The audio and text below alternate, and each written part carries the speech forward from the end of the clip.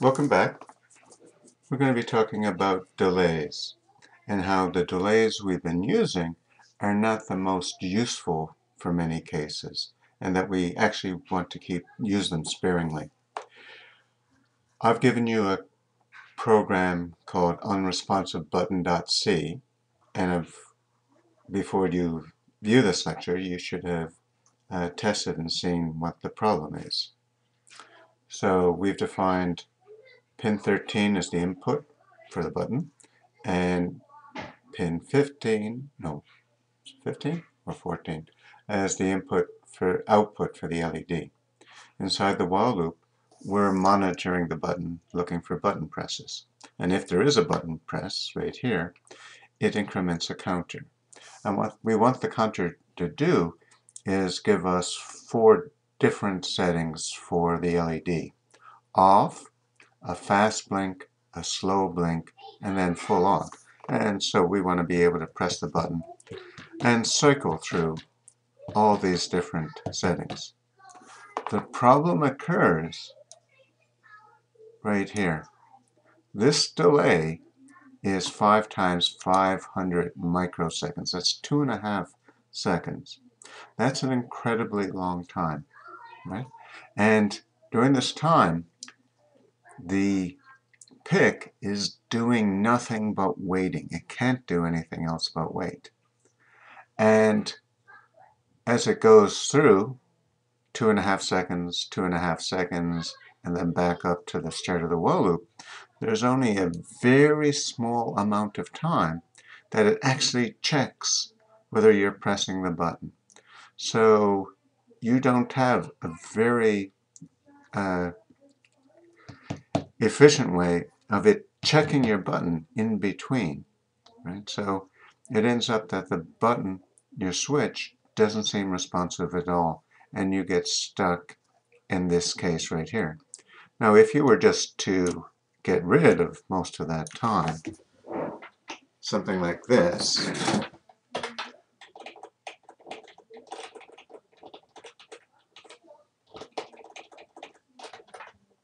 it would appear much, much more responsive, because this is now only a total of a half a second, and it would work much better. That's okay, but what if we really, really, really want 2.5 seconds on, 2.5 seconds off? I couldn't just arbitrarily change the time. So what we use is a different feature of the PIC. It's called the timers. There are 4 timer modules on this. And what a timer lets you do is in the background it keeps track of the time. And you can do whatever you want. And you just check to see if your timer has gone off. I'm going to show you a PowerPoint right now that talks about the timer modules. So, as I mentioned, delay functions keep anything from happening, and so they're kind of crude. We want to be able to do more than one thing at once. When we use a timer is like an egg timer that you might have used in the kitchen, and it has an alarm. And how you use an egg timer is you set it, you do something else, right? And when the alarm goes off, you come back and say, take your eggs out of the boiling water. Okay, now our alarm isn't auditory. You don't hear anything. What it does is it sets what's one bit of memory that's called a flag. And so there's a couple of ways you can do it. You could say, if the flag equals 1, then you know the timer is finished. Or more usually what you do is while the flag has not turned over, wait for the timer to finish. One thing that we need to remember about the counter, it's a little different for us. It counts up, not down. So when we do this counter, it's going to count from 0 to 65535. And when it hits 65535, it's going to roll over to 0. That's the point that this flag is set.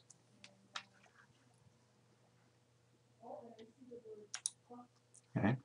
Here are the functions in one of the timers. This is the timer we're going to concentrate on. Our PIC has 4 timers, but we'll be using timer 0. You might recall we used timer 2 for PWM. First of all, you need to configure the timer. This is the one where all the work is involved. So open timer 0. We'll have to talk about what we have to put in here. Rate timer 0 is what number do you want to start at. It's an unsigned integer, so it can be any number from 0 to 65535. Close timer if we're totally finished, but because we're running continuously, we seldom use any sort of close statement. And our flag is called TMR0IF. For the other timers, it would be timer 1IF, 2IF, 3IF.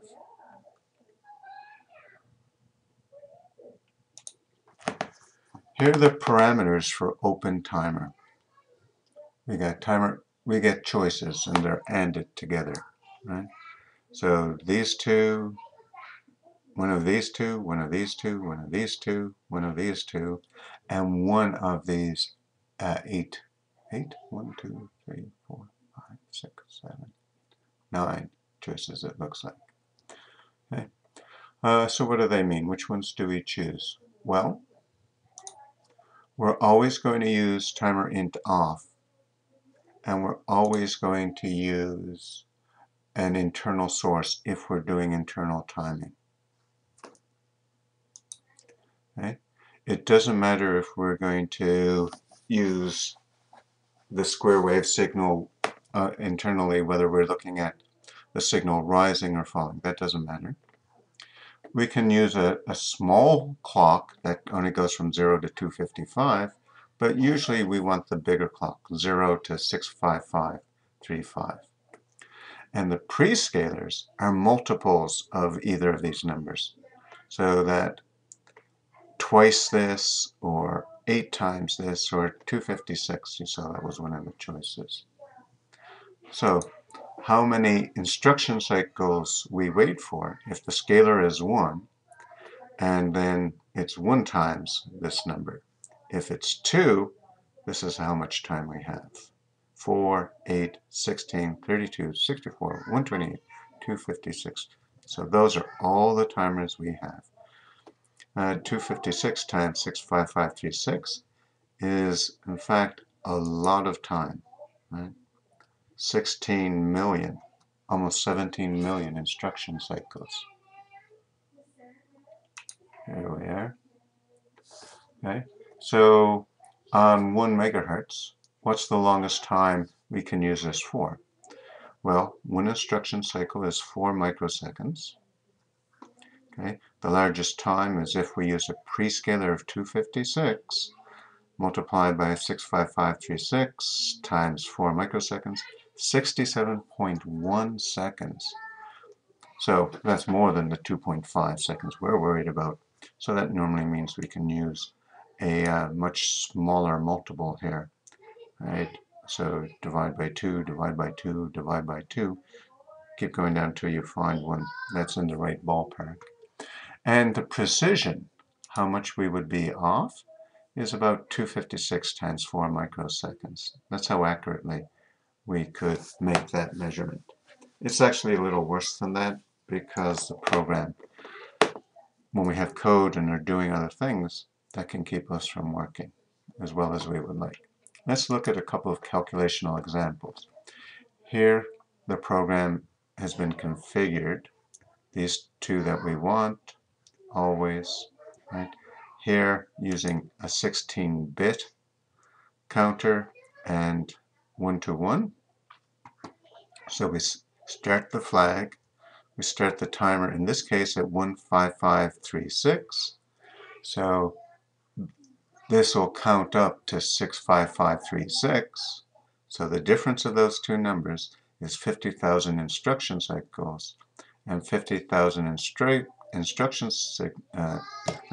cycles at 4 microseconds per instruction cycle is 0.1 seconds.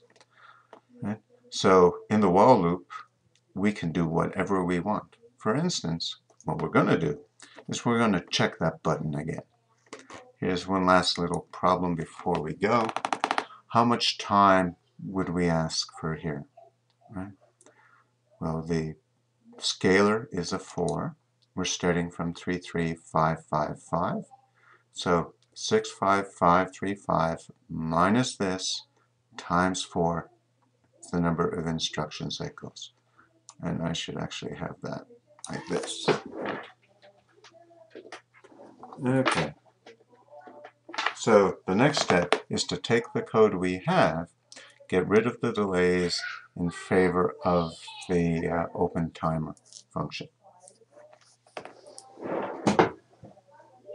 Our next step is actually to just figure out what settings we're going to use.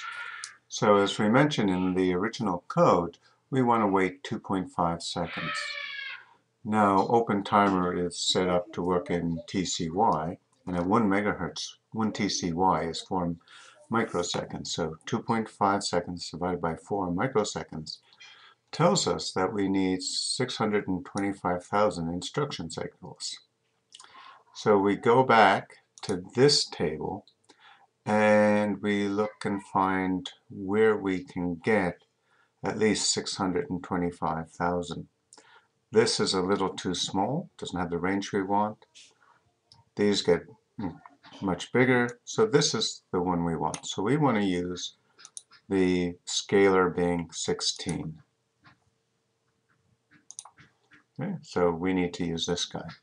So our equation for how many instruction cycles we get is 65536 minus start, what value of rate timer we go, times the prescalar equal to the number we want.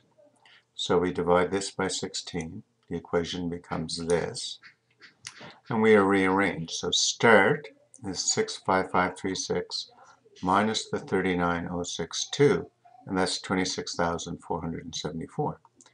So to get that much time, we would start rate timer 0 at this. We perform the same calculation for the 25 milliseconds. Again, we divide by 4 microseconds, the time for 1 TCY. And this time we see we only need 6,250 TCY. We'll keep the same prescalar here and do our calculation one more time. Right, so we divide 6250 by 16, that works out to be about 391.